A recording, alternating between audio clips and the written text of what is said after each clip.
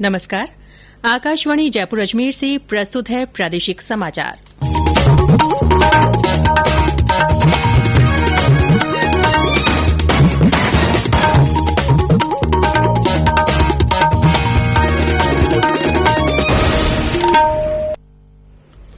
समाचारों के साथ मैं रितिका गुप्ता।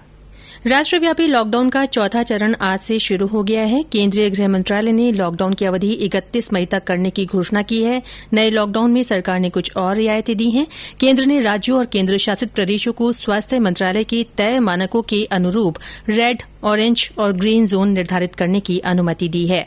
रेड जोन और ऑरेंज जोन के बीच नियंत्रण क्षेत्र निर्धारित किया जाएगा।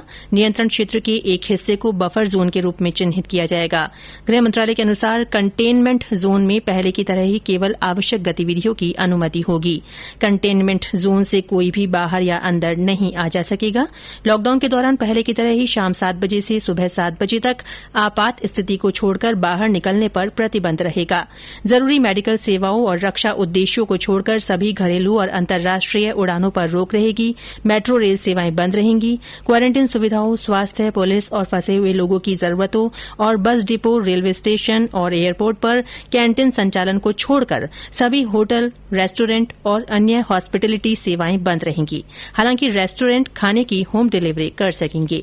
सभी cinema hall, shopping mall, gym, swimming pool, entertainment park, theatre, bar और ऑडिटोरियम बंद रहेंगे। सभी स्कूल, कॉलेज, शिक्षण, प्रशिक्षण और कोचिंग संस्थाएं पूरी तरह बंद रहेंगी। हालांकि ऑनलाइन शिक्षण की अनुमति जारी रहेगी। सभी तरह की सामाजिक, राजनीतिक, मनोरंजन, शैक्षणिक, सांस्कृतिक और धार्मिक गतिविधियों पर पाबंदी रहेगी। स्पोर्ट्स कॉम्प्लेक्स और स्टेडियम को दर्शकों के बिना खोलने की अनुमति रहेगी। शादी समारोह में अधिकतम 50 लोग और अंतिम संस्कार में 20 लोग ही शामिल हो सकेंगे। कंटेनमेंट जोन को छोड़कर सभी बाजार और दुकानें खुल सकेंगी। दुकानों पर 2 गज की दूरी के साथ ग्राहकों से लेन देन किया जा सकेगा। एक राज्य से दूसरे राज्य में बसें और यात्री वाहन राज्यों की आपसी सहमति से चलाए जा सकेंगे। मालवाहक वाहनों के आवागमन पर किसी भी तरह की रोक नहीं रहेगी। एम्बुलेंस और चिकित्सा सेवाओं से जुड़े लोगों के निजी वाहनों पर रोक नहीं रहेगी।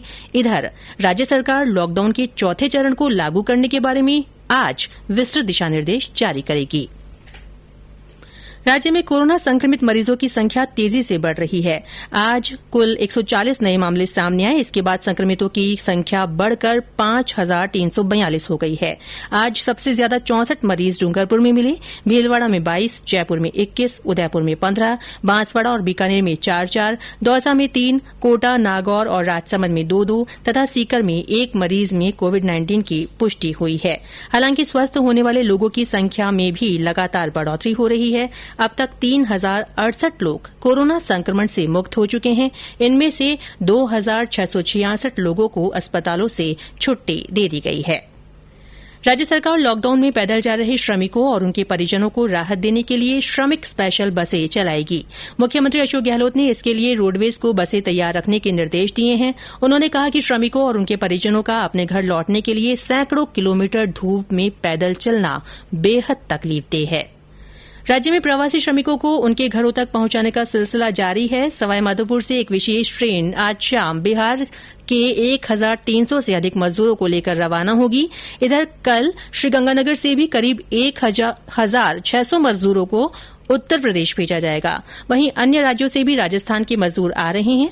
केरल से विभिन्न जिलों के करीब 1500 श्रमिकों को लेकर एक ट्रेन सवाईमाधोपुर पहुंची। वित्त मंत्री निर्मला सीतारमण ने आत्मनिर्भर भारत अभियान के तहत विभिन्न क्षेत्रों के लिए ढांचागत सुधारों की घोषणा की। श्रीमती सीतारमण और वित्त राज्य मंत्री अनुराग ठाकुर ने आर्थिक पैकेज के 5वें और अंतिम भाग के बारे में कल नई दिल्ली में जानकारी दी। वित्त मंत्री ने बताया कि ढांचागत सुधारों के तहत 7 क्षेत्रों पर मुख्य रूप से ध्यान दिया जाएगा। मनरेगा योजना के तहत रोजगार सृजन के लिए और 40,000 करोड़ रुपए दिए जाएंगे।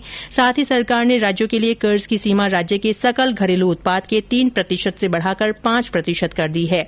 उन्होंने बताया कि अप्रैल के पहले सप्ताह में राज्य आपदा राहत कोष से 11,000 करोड़ रुपए से अधिक की राशि अग्रिम रूप से जारी की गई है। प्रदेश में टिड्डी दलों का प्रकोप जारी है। पिछले कुछ दिनों में कई जिलों में टिड्डी दलों के हमले से फसलों को भारी नुकसान पहुंचा है। उदयपुर में भी टिड्डी दल ने दस्तक दे दी है। टिड्डियों ने झाड़ोल विधानसभा क्षेत्र के कोटड़ा पंचायत समिति के खेतों में पहुंचकर मूंग और अन्य सब्जियों की फसल को नुकसान पहुंचाया है। इधर श्रीगंगानगर में भी घड़साना क्षेत्र में टिड्डी दल ने अंकुरित फसल खराब कर दी। इसी के साथ प्रादेशिक समाचार बुलेटिन समाप्त हुआ। हमारा अगला बुलेटिन राजस्थानी में दोपहर 3 बजे प्रसारित होगा। नमस्कार।